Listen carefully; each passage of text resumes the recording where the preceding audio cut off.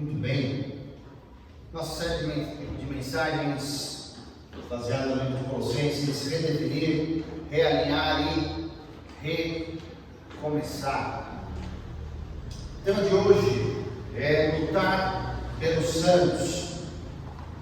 Nós temos visto o ministério do apóstolo Paulo. Esse ministério, essa alegação do seu ministério ali para aquela igreja. E nós sabemos o papel importante que o apóstolo Paulo teve em relação a essa igreja. Só que pela primeira vez, um relato muito potente que é de uma forma indireta. O apóstolo Paulo tem um papel importante na conversão de Epáfras, aquele que leva o evangelho, a palavra de Deus a Colossos. E Epáfras tinha se tornado um discípulo querido do apóstolo Paulo, tanto que quando Paulo vai preso e vai a Roma, enviado a Roma, ele vai visitá-lo ali, vai tomar conselhos com o apóstolo Paulo.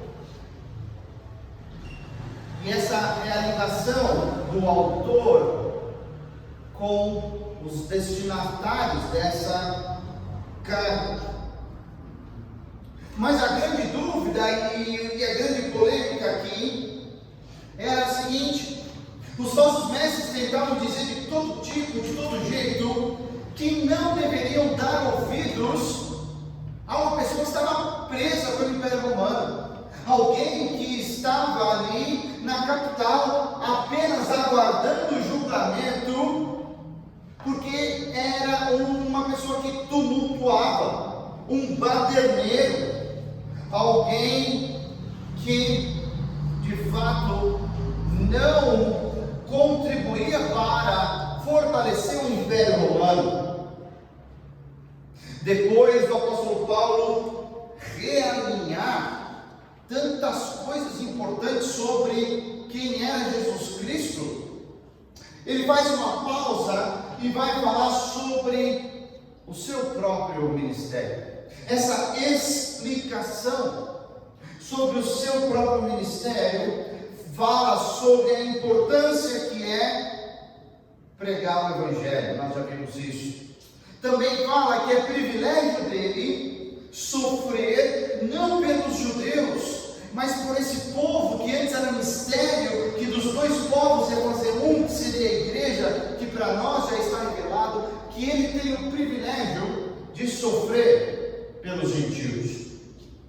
E hoje nós vamos ver a terceira perna do ministério específico do apóstolo Paulo, que é lutar pelos santos. Peço que você abra então a sua Bíblia em Colossenses capítulo 1. Nós vamos ler do versículo 28 até o versículo 3 do capítulo 2. Colossenses 1, versículo 28 até o 2, 3. Diz assim a palavra de Deus: nós o proclamamos, advertindo e ensinando a cada um com toda a sabedoria, para que apresentemos todo homem perfeito em Cristo. Para isso eu me esforço, lutando conforme a sua força, que atua poderosamente em mim. Quero que vocês saibam quanto estou lutando por vocês, pelos que estão em Laodiceia e por todos os que ainda não me conhecem pessoalmente. Esforço-me para que eles sejam fortalecidos em seu coração, estejam unidos em amor e alcancem toda a riqueza do pleno entendimento, a fim de conhecerem plenamente o mistério de Deus, a saber, Cristo. Nele estão escondidos todos os tesouros da sabedoria e do conhecimento. Até aqui, vamos orar? Pai querido, após a leitura da oração da palavra, Senhor, clamamos e precisamos da ajuda, do auxílio do Espírito Santo. E nesse momento, venha, Senhor, e de fato nos ajude a entender a Tua palavra. e também posteriormente, a partir de hoje, possamos praticá-lo em cada uma desses princípios que nós vamos aprender aqui. É o que nós pedimos ao Senhor, no nome de Jesus Cristo. Amém.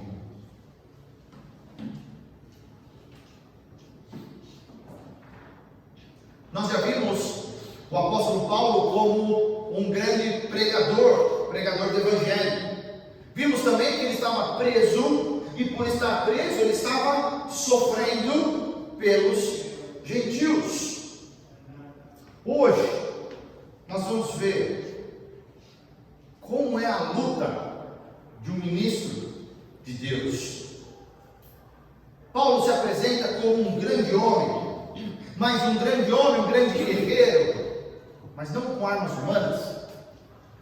Um grande guerreiro de oração, que se colocava diante de Deus em súplicas pelos santos. E é sempre bom reforçar, é sempre bom lembrar, que quando a Bíblia, a palavra de Deus fala sobre os santos são os vivos e não os mortos. Somos nós. Somos aqueles que Deus olha e já vê a santidade, porque o sangue de Jesus está sobre nós. Assim como lá no Egito tinha que passar o sangue daquele cordeirinho sobre os batentes, Jesus olha para nós e vê o sangue perfeito. Deus Pai olha para nós e vê o sangue perfeito de Jesus Cristo, e por causa desse sangue Ele já nos considera santos. Eu e você. Interessante notar a repetição de algumas palavras nesse texto, como expressões: eu me esforço, eu luto. E isso dá a ideia de algo muito comum naquela região ali grega, que era a competição. A competição que o nosso mundo moderno se inspira, não a Copa do Mundo que está rolando agora, mas os Jogos Olímpicos.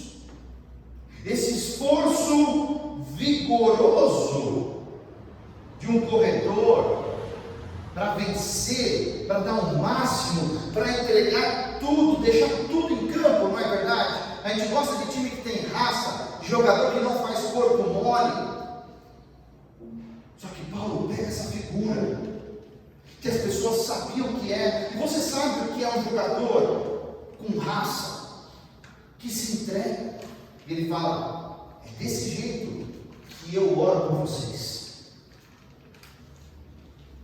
Não de um jeito displicente, mas de um jeito que eu me esforço, que eu luto, que eu vou orar mesmo. Se eu me comprometi a orar por vocês, e se eu estou falando que eu estou orando por vocês, eu estou orando mesmo.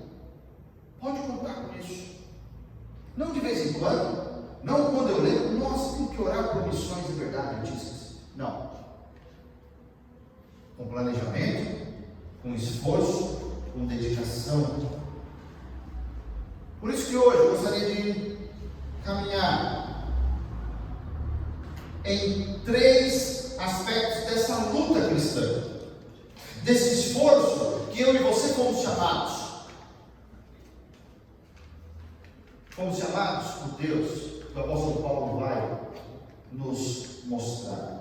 O primeiro aspecto dessa luta, nós vemos no início do versículo 28, a primeira parte do versículo 28, que é ensinar o que Deus tem nos dito.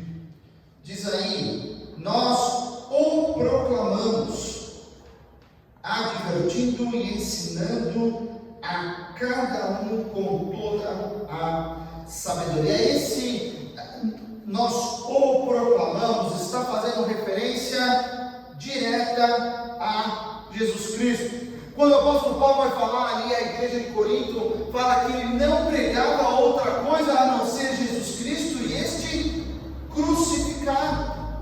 A mensagem do apóstolo Paulo era uma só. Por que Paulo está tendo que falar isso? Sabe por quê? Muitos dos falsos mestres não iam por essa linha. Eles começavam a falar de si mesmos, começavam a falar até das suas próprias experiências espirituais, começavam a dizer o que tinham conquistado, o que tinham feito e que eles eram melhores que os outros.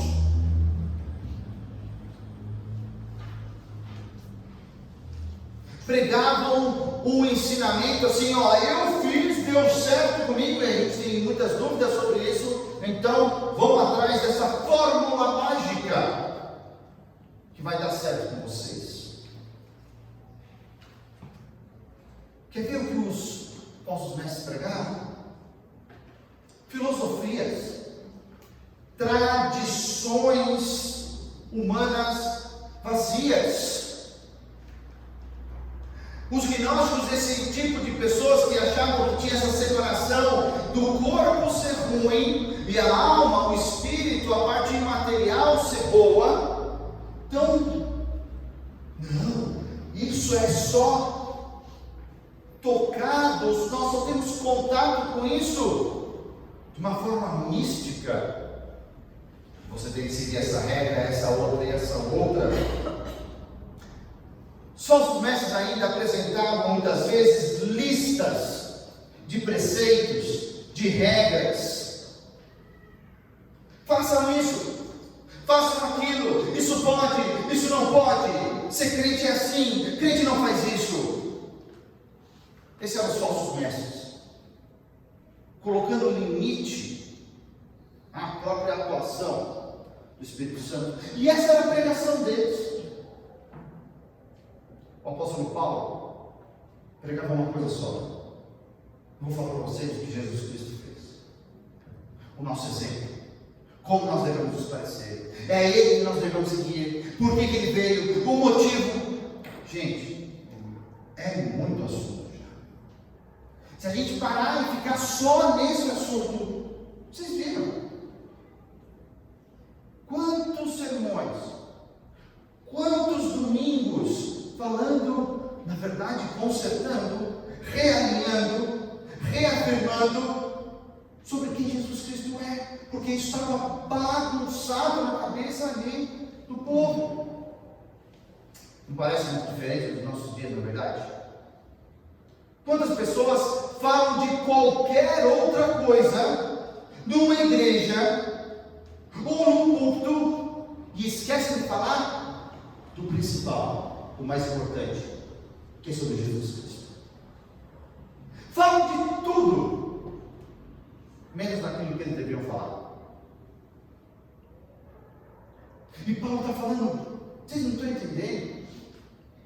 O meu ministério, o ministério que Deus me deu, é para falar de uma coisa só. Agora, o ministério que essas pessoas inventaram para elas mesmas, que criam o nome de igrejas, de comunidades, de o nome que for, isso não é de fato, porque isso não tem base.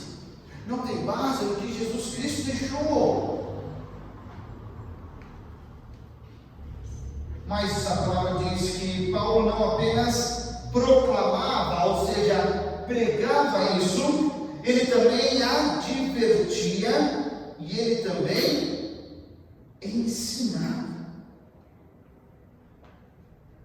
Uma boa pregação, uma igreja bíblica, qualquer ministério que quer ser bíblico, ele ensina, ele proclama, ele prega o evangelho, mas ele nunca vai se furtar de advertir o povo de Deus com a palavra de Deus.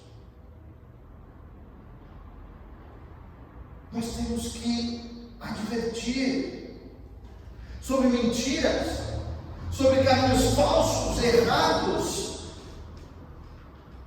E olha, se toda semana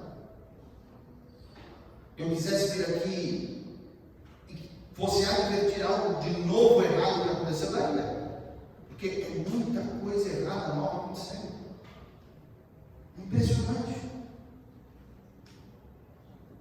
Como a gente viu hoje de manhã na escola bíblica, o versículo no capítulo 3, versículo 16, ele nos dá a grande missão de um aconselhar o outro. Ou seja, eu e você temos que estar prontos para não somente ser feito a advertência aqui de cima, ou na conversa de gabinete, ou por uma pessoa só, mas nós temos a função, a missão de advertir e aconselhar uns aos outros.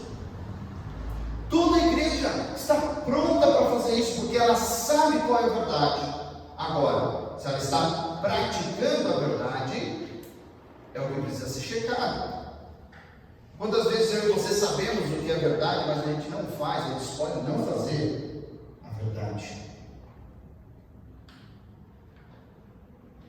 O apóstolo Paulo, o ministério dele era calcado, era ali com a base na verdade. Ele era um ministro da verdade. Por isso que além de pregar o evangelho, além de advertir sobre erro, ele vai mostrar e ensinar tudo aquilo que a palavra de Deus tem de lindo, tudo aquilo que a palavra de Deus tem para nós, todas as verdades que Deus nos deixou por meio da sua vontade revelada, que é a palavra de Deus. Basicamente é assim: se você está numa estrada e ela está cheia de sinalização, não pode fazer isso, não pode virar à direita, não pode virar à esquerda, a gente não avançaria muito. Mas quando você sabe o limite de velocidade, você sabe o carro que você tem, você sabe quem você é, o que você pode fazer, flui.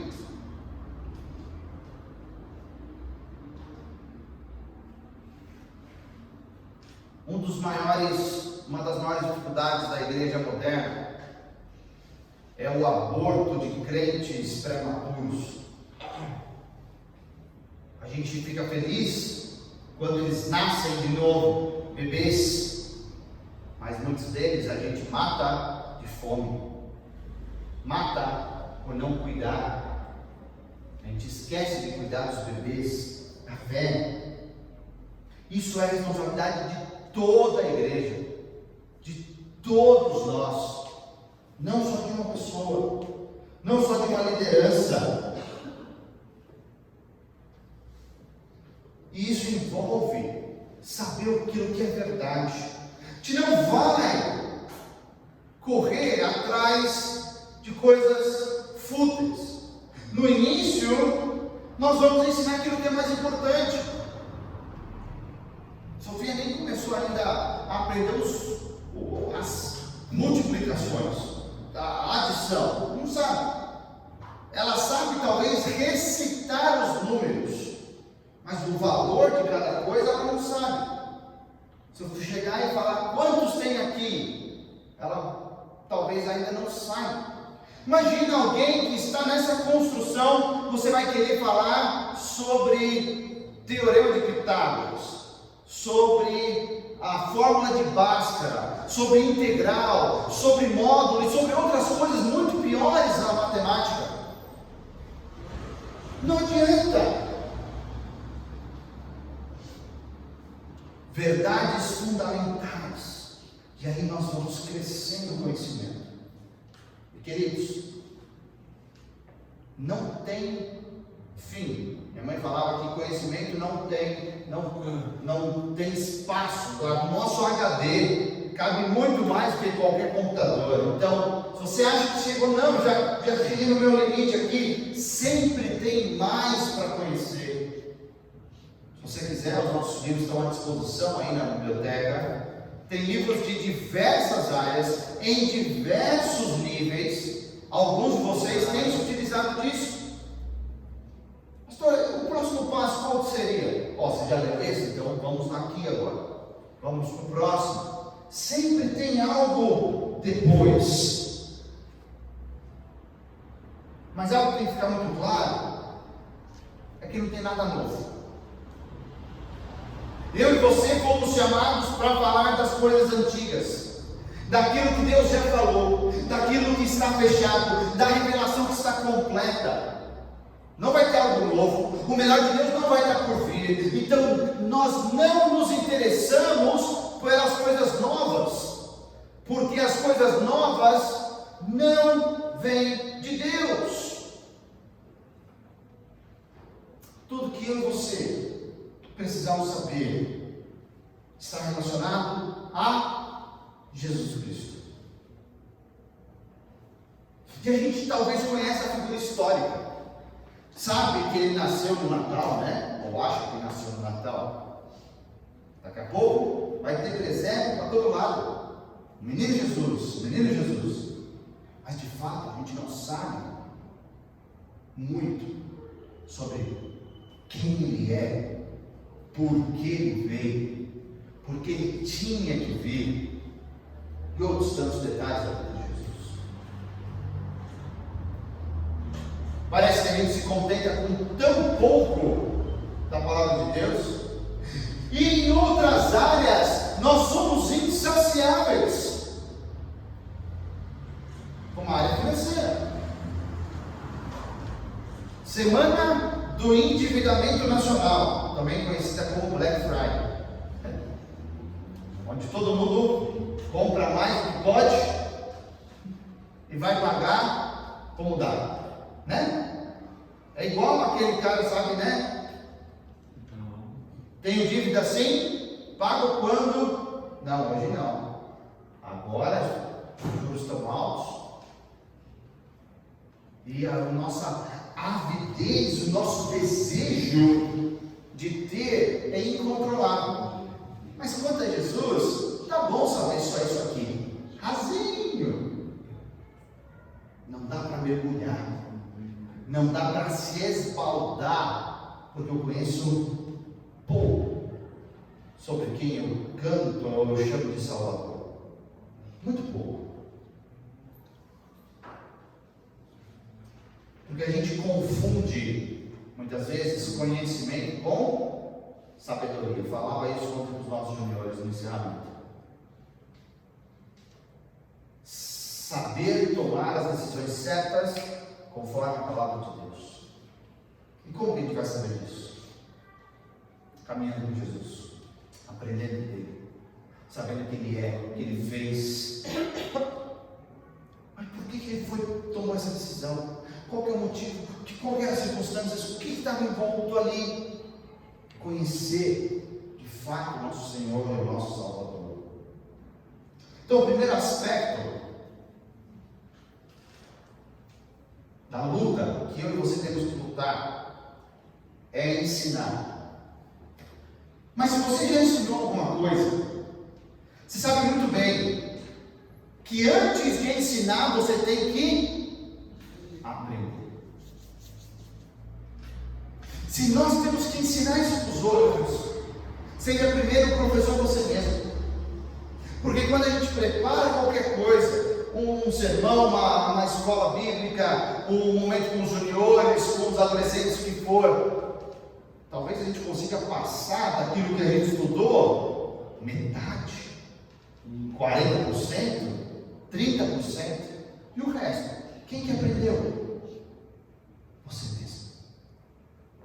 Por isso que uma das maiores escolas para vocacionados é começar a dar aula de escola bíblica dominical. Começar a dar aula, começar a dar estudo, a discipular outras pessoas. Porque quando você foi discipulado, talvez passou rápido, você esquece. Agora, quando você vai ter que estar pronto para responder as perguntas, eu tenho que estudar, eu tenho que correr atrás, eu tenho que me atualizar. Primeiro aspecto dessa luta é ensinar. Segundo aspecto é amadurecer. Porque tem uma coisa que Deus não vai te deixar do mesmo jeito que você conheceu a Ele. Ele quer te transformar. Amém. Ele tem o poder para te transformar. Agora você vai deixar Ele te transformar. E o apóstolo Paulo desejava apresentar todo homem perfeito em Cristo. Que trabalhando, hein? Paulo, não podia falar assim, todo homem melhorzinho do que começou? Todo homem, é claro, aí ele está falando de maneira genérica, as mulheres também, mas toda pessoa só um passo à frente, um pouco melhor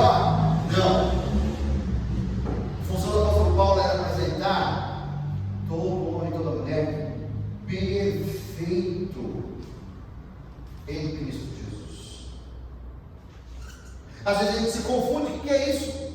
Eu nunca vou ser perfeito. Tem outros que já se olham assim, nossa, eu já sou perfeito, né? Não. Perfeito aqui quer dizer completo. Alguém que é maduro biblicamente.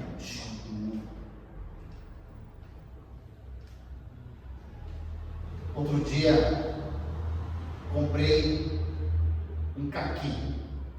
Eu me confundi o tipo de caqui. Se você já comeu caqui verde, você sabe do que eu estou falando, né?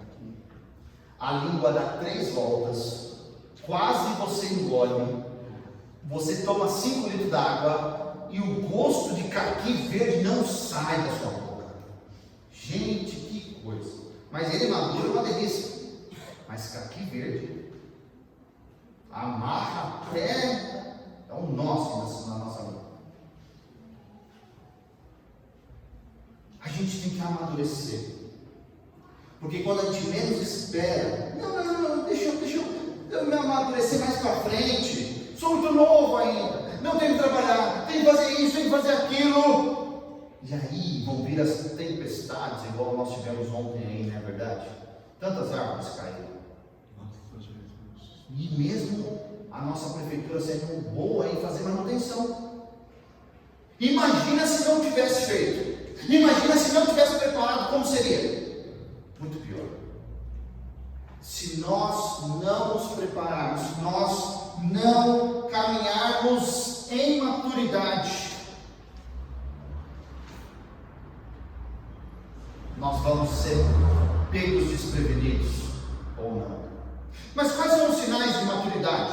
O apóstolo Paulo vai fazer isso caminhando nos versículos 2 e 3 do capítulo 2. Primeiro sinal de maturidade bíblica é fortalecer. Primeira parte do versículo fala que ele se esforça para quê? Se esforçam para que eles sejam fortalecidos em seu coração. Fortalecer é dar forças, é encorajar, é de fato confortar outra pessoa. Quando a gente dá ânimo, quando a gente fortalece outra pessoa, ela ganha esse ânimo novo, essa força de continuar. Não é uma compaixão superficial, mas é algo profundo que restaura a vida espiritual da pessoa. Ou seja, uma pessoa madura, ela dá ânimo para as outras, ela fortalece o seu irmão, ela sempre edifica, ela coloca o outro irmão em evidência e fala: vai lá, você consegue, você tem tudo o que você precisa para ser um ótimo cristão. Segundo lugar, maturidade bíblica é amar, isso a gente já sabe. Diz aí a continuação do versículo: estejam unidos em amor. Nunca é demais dizer que o cristão maduro, ele vai amar os seus irmãos, as suas irmãs, e ele procura sempre, por causa do amor, ser um pacificador, não divisor, não agitador. Ele sempre vai pacificar. E queridos, amar pessoas diferentes, de contextos diferentes, pessoas que pensam diferentes, isso é um milagre de Deus. No mundo onde as pessoas não querem conviver com as pessoas diferentes dela, a igreja talvez vai se tornar o único local onde pessoas completamente diferentes vão conviver. Isso é por causa de nós que somos melhores? Não. É por causa de Deus. Fortalecer o outro, amar o outro. Mais um sinal de maturidade bíblica é enriquecer. Diz aí: e alcancem toda a riqueza do pleno conhecimento conhecimento. Infelizmente, muitos cristãos estão vivendo como indigentes, quando eles poderiam viver como reis, porque eles foram enriquecidos em Cristo. Mas o sinal da maturidade bíblica, sabe qual é? Não se queixam daquilo que eu não tenho. Ou como a gente viu em Filipenses, eu sempre coloco a minha felicidade no dia que eu tiver tal coisa, no dia que eu casar, no dia que eu completar minha faculdade, ou seja, sempre a minha felicidade vai estar atrelada a alguma circunstância. Não é pelo aquilo que eu não tenho, mas eu sou maduro e feliz hoje pelo que Jesus já me deu, pelo aquilo que eu tenho hoje. Não, eu poderia ofertar, mas se eu fosse rico, se eu tivesse um salário aí de 5 dígitos, aí sim daria para ofertar.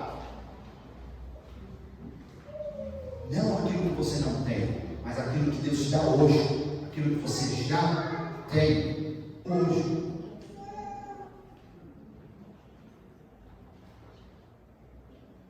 Sabe por quê? Os recursos são de quem? E até recurso financeiro. Todo ouro e toda prata pertencem ao Senhor. E a gente é filho dele. Opa! Só que a gente pede para esbanjar, gasta errado, não administra bem. Como que ele vai dar mais para a gente? Olha, as suas prioridades é o reino de Deus, e as outras coisas vão ser acrescentadas na sua vida. Beleza, a gente corre para as outras coisas e esquece do reino de Deus.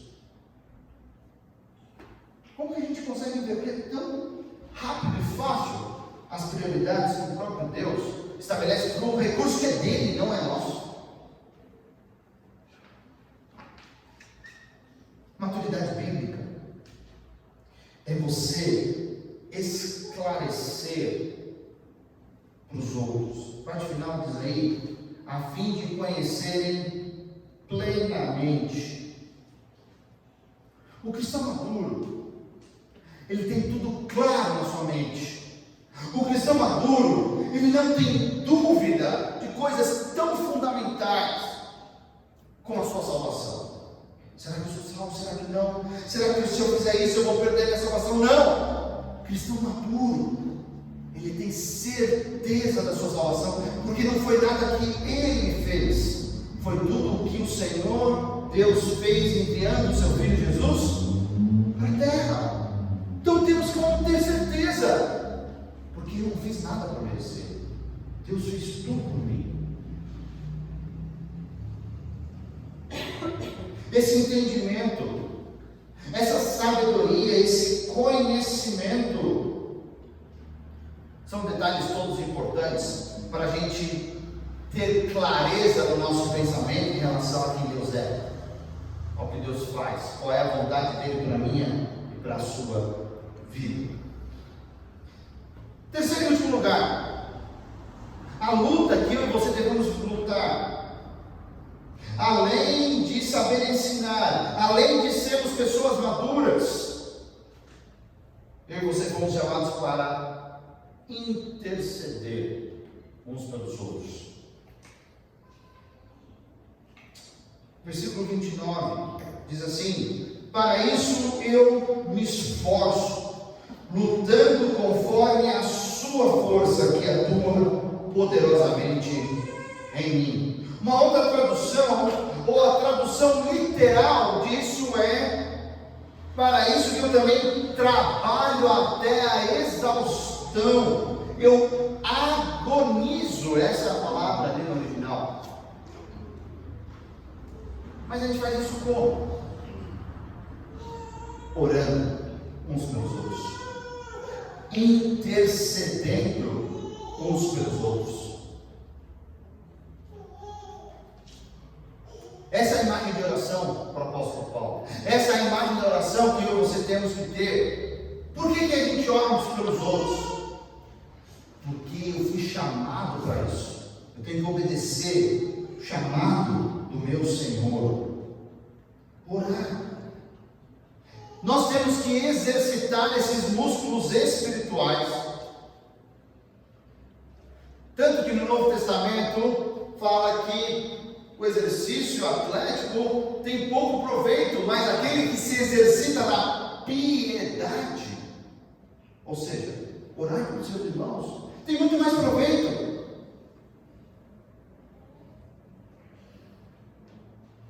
Quão importante foi para Epáfras ver a vida de oração de Paulo e transmitir à igreja de Colossos a importância de uma vida de oração.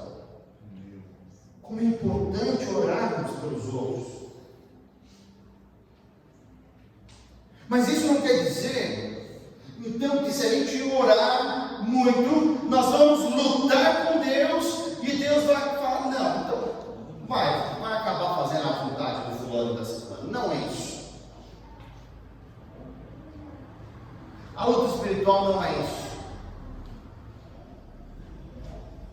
Porque o poder que atua em nós também não é nosso, é o poder vindo do próprio Deus. Mas aprendam algo que tem sido completamente desconfigurado hoje nos nossos dias. Tem gente que nem sabe como orar. Como é a oração bíblica, a oração verdadeira. Em primeiro lugar, nós oramos em direção a Deus Pai. Nós não oramos ao Espírito Santo, nós não oramos a Jesus Cristo, nós oramos a Deus Pai. Nós fazemos essa oração pelo nosso único mediador entre Deus e os homens, aquele que vai se apresentar diante de Deus, que é Jesus Cristo. Por isso que nós oramos em nome de Jesus, não é em nosso nome, não foi assinado pelo Natan, pelo fulano, pelo ciclano, não, porque eu e você não podemos entrar lá diante do trono da graça de Deus. Por isso que nós oramos em nome de Jesus. O poder é dele, ele consegue entrar. Agora, quem nos ajuda a fazer tudo isso? A orar do jeito certo, a fazer do jeito certo, a ter esse poder de orar e lembrar muitas vezes, é o Espírito Santo que habita em mim, em você. Então, queridos, quando você estiver orando, lembre disso, e a beleza que é ter toda a Trindade te ajudando, ter toda a Trindade, Deus na sua completude, presente aqui com você. Não é um Deus distante, um Deus que fez o mundo e deixou, um Deus que não se importa com você. Hoje, nesse momento, ou na verdade em qualquer momento, em qualquer lugar, você pode estar diante dele, com ele, orando a ele. Mas como que o Espírito Santo nos ajuda? Se você não passou essa experiência, talvez você ainda vá passar. Primeira coisa que muita gente fala no discipulado, eu peço para a pessoa orar, mas eu não sei orar, pastor. Eu falei, sabe? Eu não sei, sabe? A gente não está conversando aqui? Sim. Por que você não coloca na mesma condição? Mas não tem palavras específicas? Não tem um jeito, uma repetição? Não. O próprio Senhor Jesus é o maior exemplo disso. Ele orou de madrugada, ele orou de manhã, antes da refeição, depois de milagre, antes de milagre, num barco, numa casa, num monte, num vale, em todo lugar, de todo jeito. Não existe um tipo apenas, ou até o que está sendo criado hoje em dia, um tipo que Deus ouve mais ou fala mais, só no lugar específico Deus vai falar comigo. Besteira! Foge dessa heresia, foge disso. Se Deus pede para que a gente ore continuamente, ou na versão que eu decorei quando era junior, orar sem cessar, sem parar, todo momento é um momento para a gente poder orar. Não, eu tenho que estar sempre de joelho, eu tenho que estar sempre do mesmo jeito. Não, queridos. A única coisa é a reverência que tem que ser a mesma, porque você está diante do Deus Criador do universo. Você não está falando com o seu amiguinho, seu colega, você está falando com Deus. Mas fora isso, é o seu coração que vai ali naquela oração, é se derramando. Às vezes a gente olha para o livro de Salmos, que coisa linda, que coisa maravilhosa, eu nunca seria capaz de fazer isso. Não, eu e você somos completamente capazes, se nos entregarmos ao nosso Deus, se colocarmos diante dele. Mas a segunda ajuda que o Espírito Santo nos dá é que ele intercede por nós, ou seja, ele nos ajuda. Porque até orar da maneira certa, eu e você não conseguimos. A gente precisa de ajuda. E Deus sabia disso e mandou o Espírito Santo. Mas pastor, tem hora que eu não sinto vontade de orar. Tem hora que me falta palavra, me falta o jeito. Eu me sinto muito pecador, muito impuro para chegar diante de Deus, para falar com Deus. Quero te dizer que são esses momentos onde você mais precisa orar, onde você mais precisa, metaforicamente ou não, dobrar o seu joelho, se colocar em submissão. Não importa como você está se sentindo, Deus colocou o Espírito Santo dentro de nós para nos ajudar a orar também, uma dessas funções. Pois é, finalizando esse primeiro capítulo, nós vemos claramente que o apóstolo Paulo deve ter calado completamente as acusações dos seus inimigos. Vocês estão ouvindo um preso, alguém que nunca veio aqui. Como que vocês estão ouvindo essa pessoa? E mais do que isso, ele trata de problemas cruciais aí na igreja, do cuidado mútuo, da valorização de cada um. Porque se ele, preso em Roma, podia fazer tanto, quanto mais os colossenses que estavam soltos, estavam livres, podiam fazer muito mais, podiam realizar muito mais, podiam ir muito mais além do que o apóstolo Paulo estava preso. Incentivou. Mas pastor, eu não fui chamado para ser pastor, missionário. Eu não sinto isso. Eu sou um bom profissional e eu creio que Deus me chamou para ser esse bom profissional nessa área. Eu posso abençoar muitas pessoas, é verdade. Eu creio nisso. Mas eu creio também que cada um de nós temos um ministério no corpo de Cristo. E temos que realizar a nossa função. Porque se nós não realizarmos, vai ficar descoberto.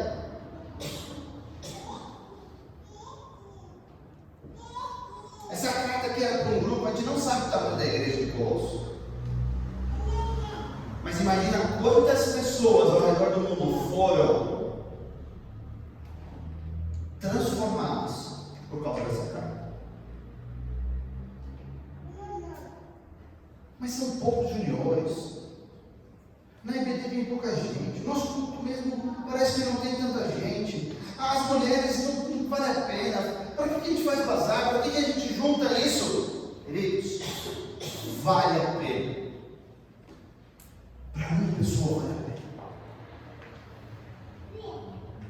Porque a gente está está ajudando todo o corpo de Cristo a crescer. Vale a pena. Um dos maiores evangelistas que o mundo conheceu foi Billy Graham, batista norte-americano. Será que a pessoa que evangelizou Billy Graham sabia que ele ia se tornar esse evangelista? Não. Se eu soubesse, ia ter fila. Não, eu quero ser o primeiro a evangelizar o Billy Graham, porque ele vai se tornar um grande evangelista. Será que você não é a próxima pessoa que vai evangelizar toda a nossa cidade, nosso estado, nosso país? E a pessoa que te evangelizou, ela não estava interessada na cidade, no estado, no país, estava interessada em você. Faz diferença, gente. Não menospreze os pequenos começos. Faz diferença. Algumas perguntas para a gente levar esse texto para a nossa casa. Texto grande, completo, mas também mostrando como é importante os santos lutar pela igreja. Vale a pena. Primeira pergunta: quando eu vou ensinar, eu falo o quê? Sobre Jesus Cristo? Ou eu falo sobre tradições humanas, lista de regra, pode ou não pode? O que eu ensino? Ou o que eu tenho aprendido para poder ensinar? Não estou aprendendo nada, não vou poder ensinar nada. Mas quando que eu vou ensinar isso, pastor? Eu não sei. Eu também não sei. Mas Deus vê quilômetros à nossa frente. Talvez a gente veja só o próximo passo. Prepare-se. Oportunidade, deixa com Deus. Próxima pergunta: creio que tudo que eu preciso saber é relacionado a Jesus Cristo? Que não existe algo novo? Que a palavra de Deus está completa e não está faltando nada?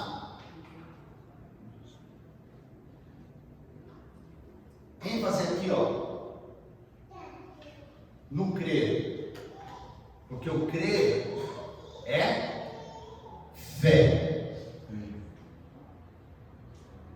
Sem ver, sem ter certeza. Não, eu vou crer. Será que eu creio nisso? Isso é fé. É Jesus. O resto é resto. Vem depois. Se tiver tempo, porque só o assunto de Jesus ocupa muito espaço. Próximo. Será que eu tenho desenvolvido esses sinais de maturidade bíblica? Eu fortaleço os meus irmãos, eu amo eles, eu sempre quero enriquecê-los e eu tenho uma mente clara sobre as coisas da palavra de Deus. Eu sou maduro? Ou maturidade bíblica é algo muito distante de mim? Que em vez de fortalecer, eu destruo. Em vez de amar, eu gosto de dividir. Em vez de enriquecer, eu quero arrancar do outro o que ele tem. Em vez de dar, eu quero receber. Em vez de tornar claro as coisas, eu quero, na verdade, que seja tudo confuso. Porque precisa do contraditório e outras coisas. Será que eu e vocês estamos desenvolvendo esses sinais de maturidade bíblica?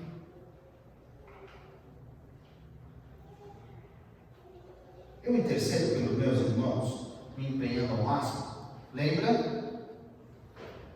Empenhar ao máximo aqui é igual jogador profissional. Até o fim. Até dar câimbra. Vai! Infelizmente, o que eu tenho visto são pessoas que nunca oraram umas pelas outras. E não orando, eu não me importo. E não importando, eu não faço nada. Sabe por quê? No final, eu acho que os outros que têm que fazer para mim. Porque eu sou importante. E eu orar pelo fulano, eu me importar, Eu doar o meu tempo? Não, ninguém nunca fez isso por mim. Por que eu tenho que fazer pelos outros?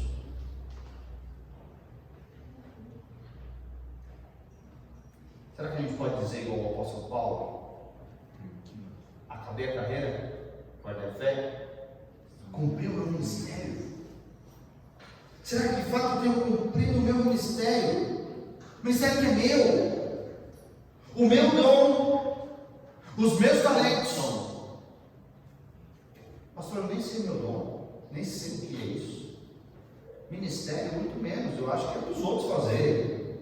Ou na verdade, eu posso pagar aí, vocês fazem melhor do que eu. Não, a igreja tem espaço para todo mundo. Todo mundo fazer.